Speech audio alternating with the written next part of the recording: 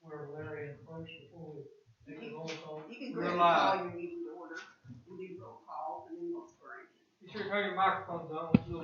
Hit your green button in front of you. You can use that one today, Yes. but don't, I guess they're all remote. Yes, they are. Yeah, there you go. Now you're on stage. Okay, I'd like to call the meeting to order. Would you like to take the roll, please?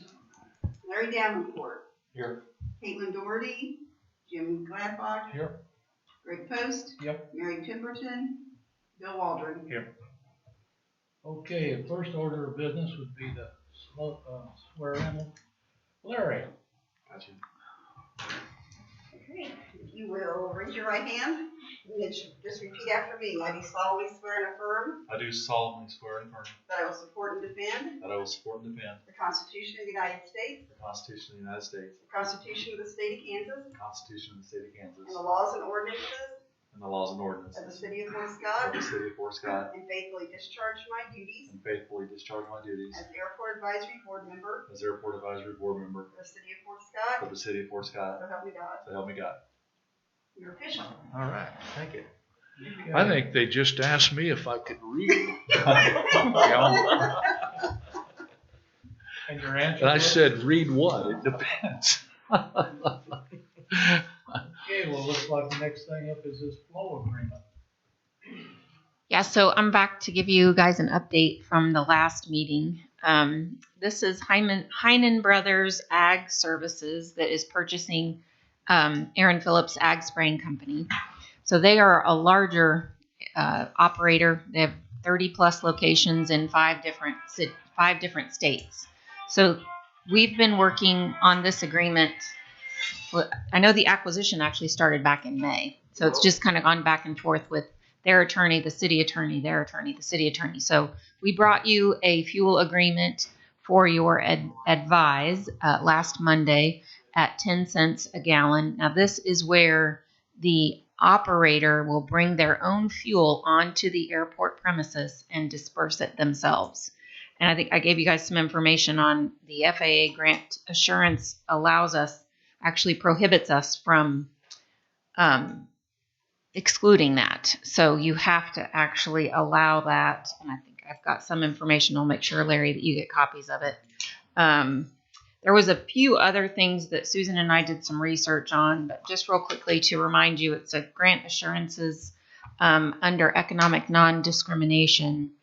The airport will not grant or give right or any privilege to prevent performing services on its own aircraft with its own employees, including but not limited to maintenance, repair, and fueling.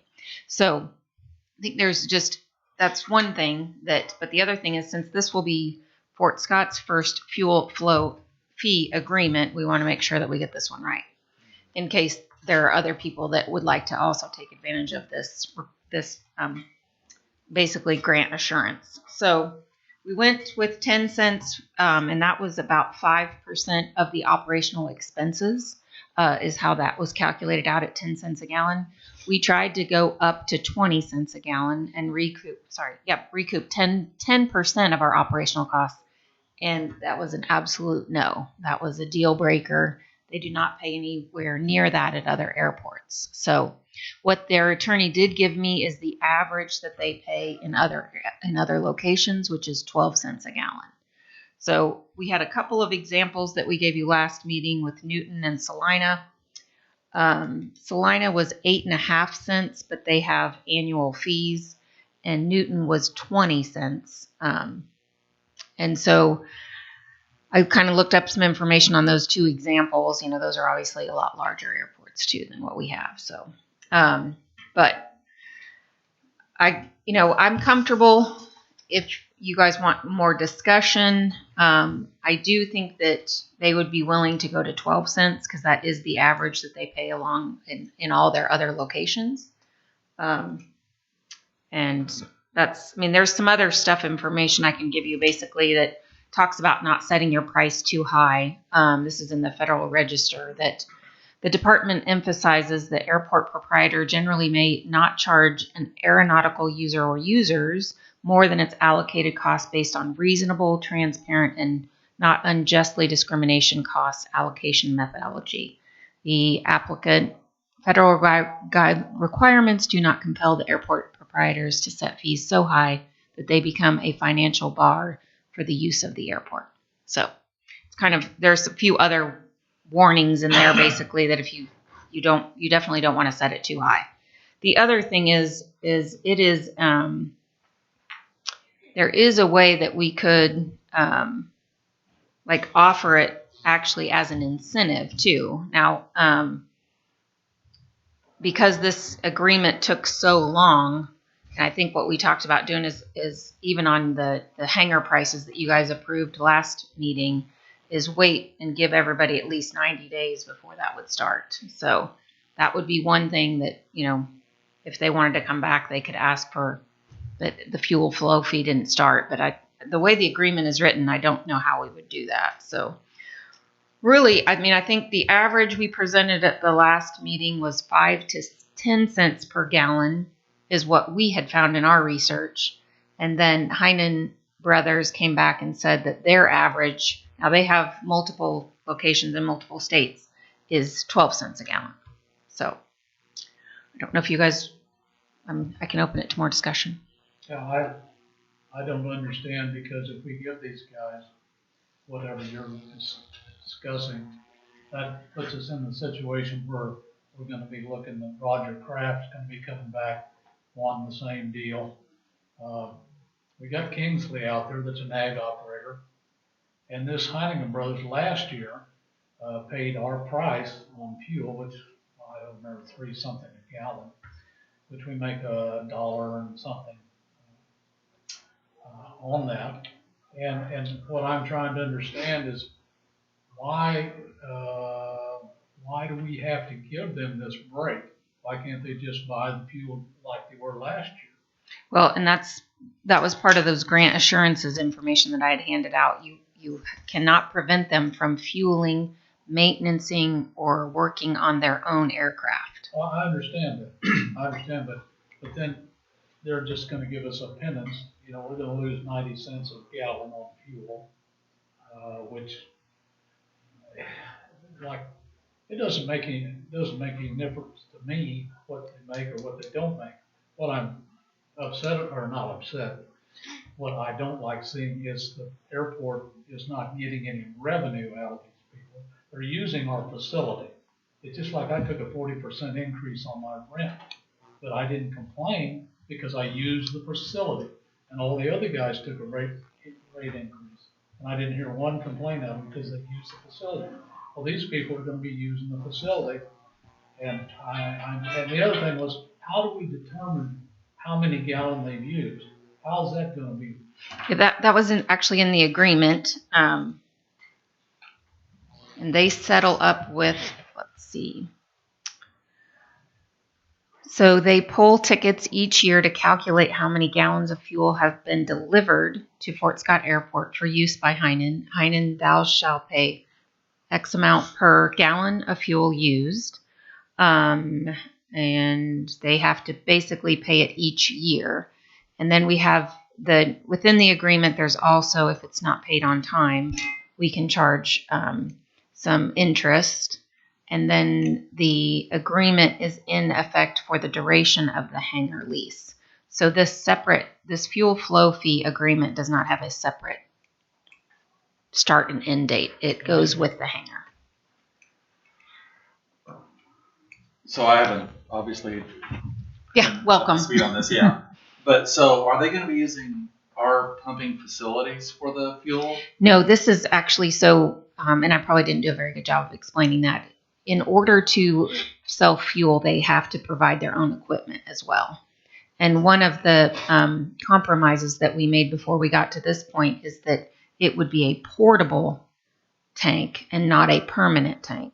And so just because there's less regulations and less risk. So the fuel that they're buying and using it won't come from our facility. It'll be brought in separately on the trailer and pumped out of that. Yes, and unfortunately we can't prohibit that from happening. And that's my only question. Whenever you read the guideline and you said that we can't prohibit them from fueling. I just didn't know if the definition of fueling is filling up their plane or if that's selling the fuel itself. No, it's both. Well, It they covers can't. both. Yeah, but the one thing they cannot do is they couldn't turn around and use it for somebody else. So, but basically, like, Each one has to Yeah. have a contract. absolutely. Because I was wondering, I was just thinking, I'm gonna convert my airplane to Jet A and go And get then, it from them for half the price. hi guys, I'm Jeff Hancock. I'm the interim dude. And I talked to Rachel about they have to follow FAA guidelines as far as safety and stuff on dispensing. That's a requirement. So they own that hangar, so they don't pay any hangar rent. So the hangar rent, so the airport can get some revenue off of it. Is that correct? I believe that's correct. I don't have the details on the hangar See, that that's Aaron's where in. we- Yeah, and I apologize he couldn't be here, but figured that deer was a little bit more important. Okay. Not more important, but it's some urgency. So the other question I have, since I'm new to the group, is how much are we paying per gallon now as purchasing from the city? Do we know The what that markup. I mean, I think I've got some information. Markup is, but I do have the ticket right there. Diesel fuel or on the Jet A is about $1 a gallon, and the gasoline's at 40 or 50 cents a gallon. 40 or 50 cents. And unfortunately, right now, we're the highest priced fuel in this area. We used to be the go-to place, and ever since Kenny used to be able to go to these people and get them to, adjust the prices, but he's no longer here, and Seth doesn't know how to do it. And so we're $1 a gallon higher than everybody, around us, which that's a problem, because we're losing, people that are not stocking fuel because our fuel prices are higher. And until lately, I wasn't paying a lot of attention, and until we've been trying to build a building for 4 or 5 years. We've had the money several times, and then the money gets allocated for something else. And it aggravates me that we can't get our job done that we promised we would have done by the previous administration. And What kind of hangar is that? It's an equipment shed. We had capital. We had about $22,000 to $25,000 of capital investment set aside for the equipment shed. And what it does is it makes it an easier operation on moving things around, so they don't have to move tractors and mowers and things like that. And the equipment is truly in an equipment shed instead of in the hangar. Tractors So. and the mowers and stuff, because we have them in the hangars, Yep. and then they back Yep. into the airplane, or somebody pulls them into the airplanes. And it takes away from use for the hangars. But It bothers a little bit for room, but one year we had 2 airplanes hit. And an airplane, it isn't a $10 fix. It's Oh, a $1,000 fix. They've hit my airplane, and it didn't do any damage enough to bother him, but I have found scrapes and scratches on other airplanes, Yeah. so. so you'll know my background. I've been an airport manager, in other duties at Cape Girardeau, Been there. McCook, Been there. Bolivar, the commercial, the reliever in Bolivar, and then in Camdenton, see if there's any others. So I have a little bit of knowledge as airport manager. I haven't been FBO, but, and on that, so I'm well aware how important it is that you don't damage any planes. The second thing is on that fuel flowage deal, we could, as you've already done, you've already checked your surrounding areas, and then we can take fuel prices on or I'm aware from city and whatever, you can spot bid that stuff and just keep the fee on top of whatever, so we remain competitive. And so anyway, So I guess following up to this recommendation that's being made, so is it true to say though that the spraying organization that's applying for this special deal to bring their own gas in, they're able to do that because of some grant money that was received or something? Well, what it is, it's actually a federal compliance. And so it's actually, so because we're a compliant FAA airport, we have to follow those assurance, is what they call assurances. And so it's listed in there as a grant assurance because we've taken federal money, and obviously we get federal money to maintain our airport. There are certain regulations you have to follow, and this is one of those. And they could go to any other airport, Pleasanton, Pittsburgh, what's west of us, Iowa, Nevada, yeah. Mhm. Nevada's east. Yep. Mhm. And still probably pretty well functioning, do the surrounding area from those airports.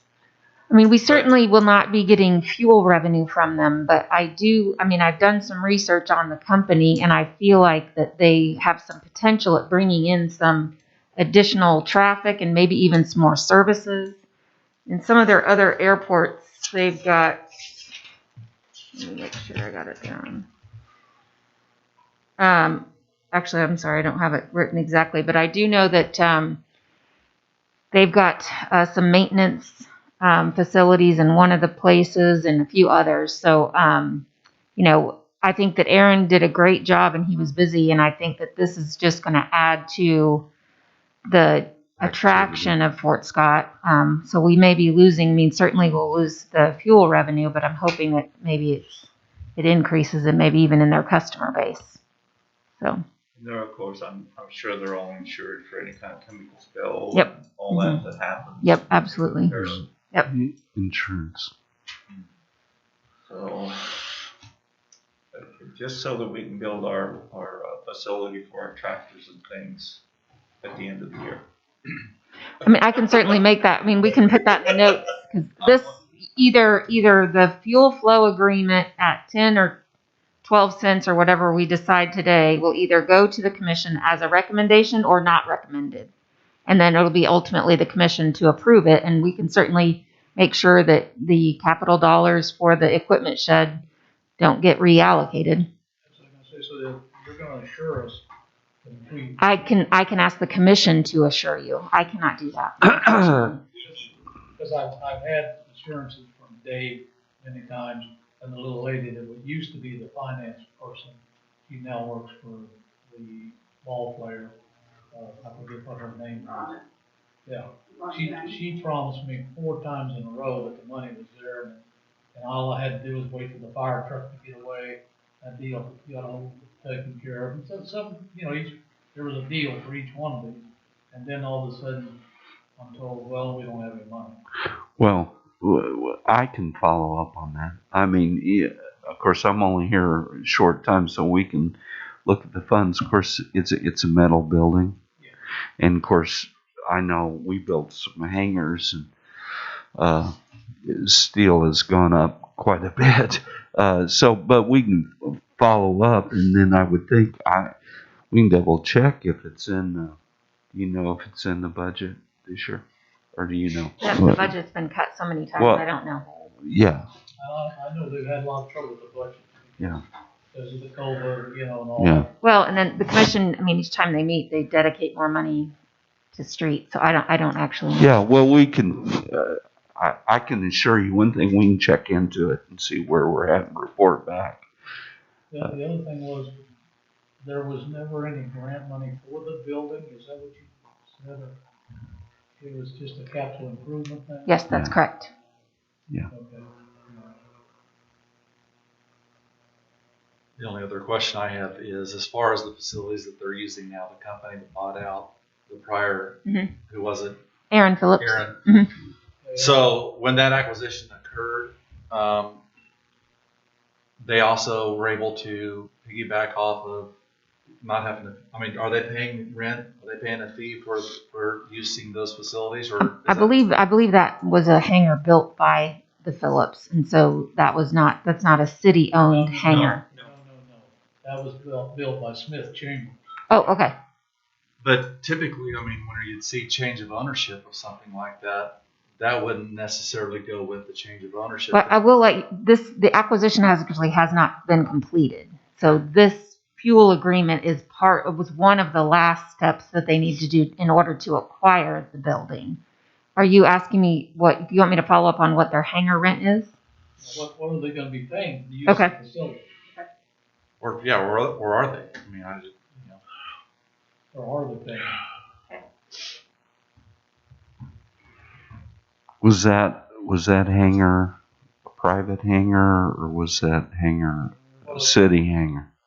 Well, it was privately built by Smith Chambers, and they had a lease on it for X amount of years, and when their lease expired, then Aaron took it over. And I don't know what he had to pay the city. I assume he had to pay them something. And, see, that's the reason, like, at this airport, I would build a hangar here myself, but I can't own the property. Right. I have to give it to the city. Right. I have a hangar in Florida that I own the property. I Right. have a hangar at my house, I own the property. Right. Pleasanton wants me to come up and build one up there because I can own the property. But here, because I think it's because we're municipal. Well, in general, FAA looks at your guidelines, and the way that it usually works is, well, it depends, but the land, and I haven't gone out there and studied it. I haven't been here long enough, but a lot of hangars that are built over, and there's always a debate on whatever 20 or 30 years, and it comes over to the city, and then usually, depending on where it's located, it isn't. Although some of them have slipped through, but usually the city maintains the land, and there's a lease amount that's, for renting the land. Right. Is usually the way it's supposed to work. Now there's some in FAA, that's their general policy and guidelines that they provide for cities. But we need to check on. We can do that. We can check on what the status is of that hangar. Yeah. Yeah, I was hoping maybe I'd get an answer for you while we were here, but I don't have one. Okay, so we're looking at 10 cents or 12 cents is what we're supposed to advise whether we like it or not. Yeah, so the fuel flow agreement, you're a recommendation board, so it would either be recommended as written or not recommended as written. And you're welcome, obviously, to give any other comments, because the notes, the minutes from this meeting will go along to the commission. And then they're actually the approval board. My biggest fear, well, it's not my biggest fear, I think going home is my biggest fear driving down the highway, but if we give them this, I lost my train of thought, so that's how old I am.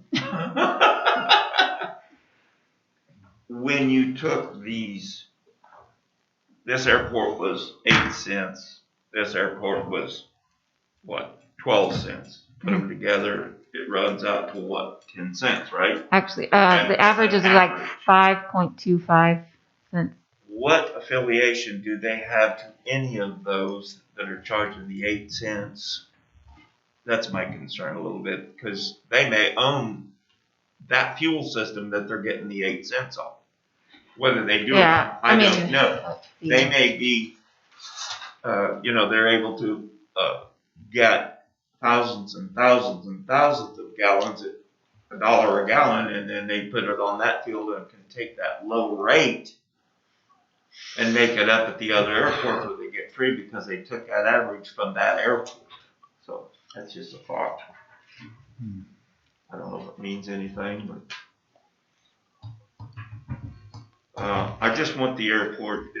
I've been here 30 years, and it's always been a chore to get anything done because the money always disappears.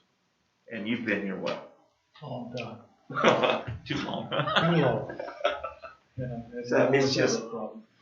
And I understand there's things that happen, things that happen.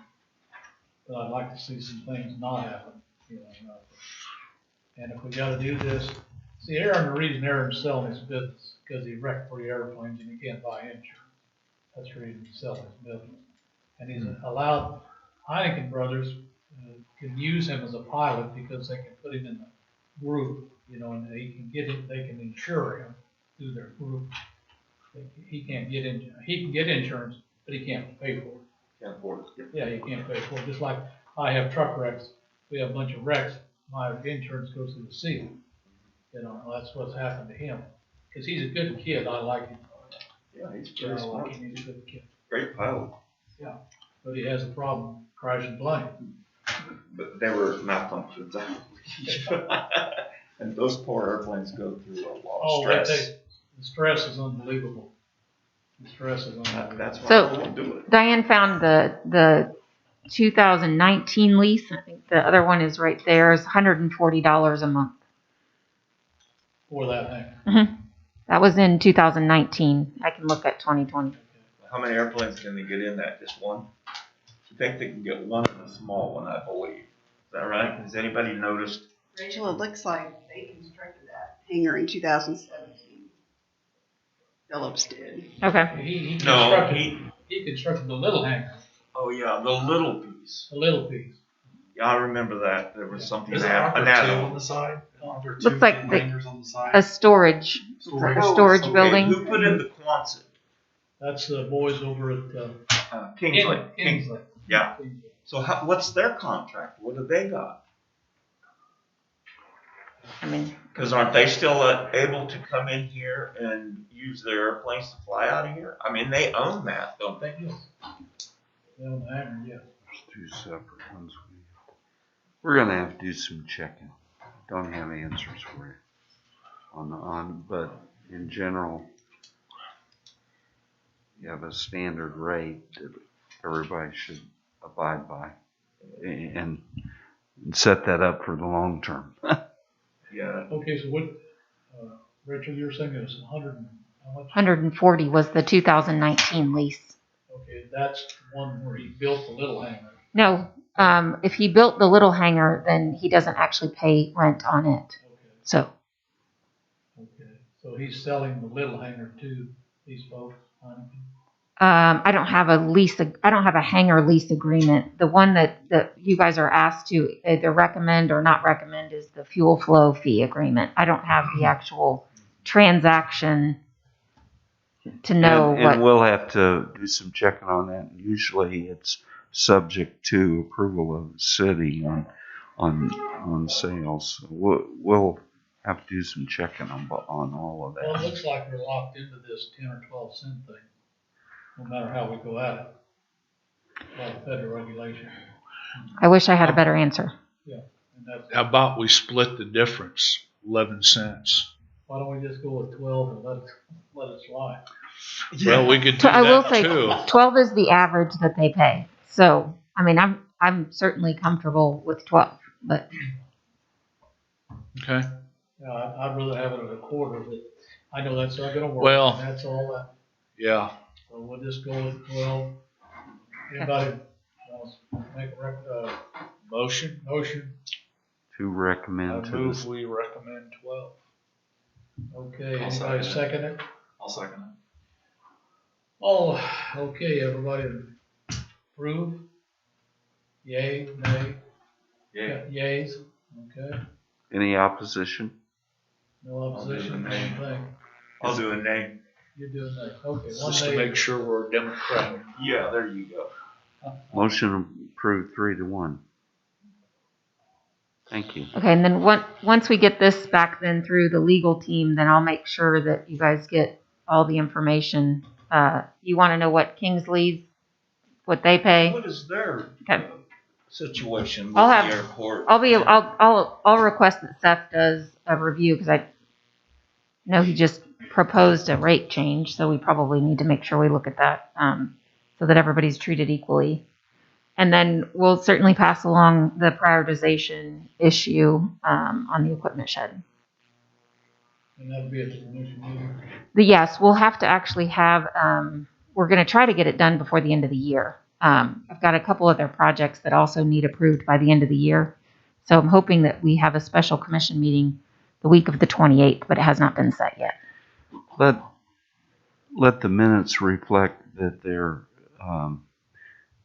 requesting the status of that, encouraging that they, you can fix that. That'll be part of the minutes. So,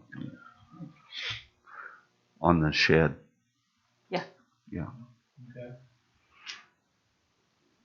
The shed to put the equipment in? Yeah. Yeah, that's what I'm getting. I guess I've done. So we can follow up on that, see where we're at. And if you have a meeting on the 28th, is that something I can attend? Yes, absolutely. It would be a regular public meeting. Okay. Yes. Yep. And I'll make sure that you guys, I should have the other project by this afternoon. And then they're going to actually have a work session this evening. So if I have both of the projects lined up, we'll request that they, tonight during the work session, that they will get together and agree when a quorum could meet the week of the 28th. Yes, but absolutely you can be here. Would most likely be 5 or 6 in the evening is typically when they've been meeting. And you think it's 28th maybe? We don't have it set yet. I would just request it that it be that week so that it could be completed by the end of the year.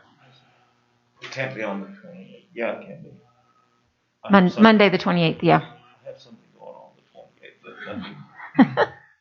Just an appointment, but I can't do that.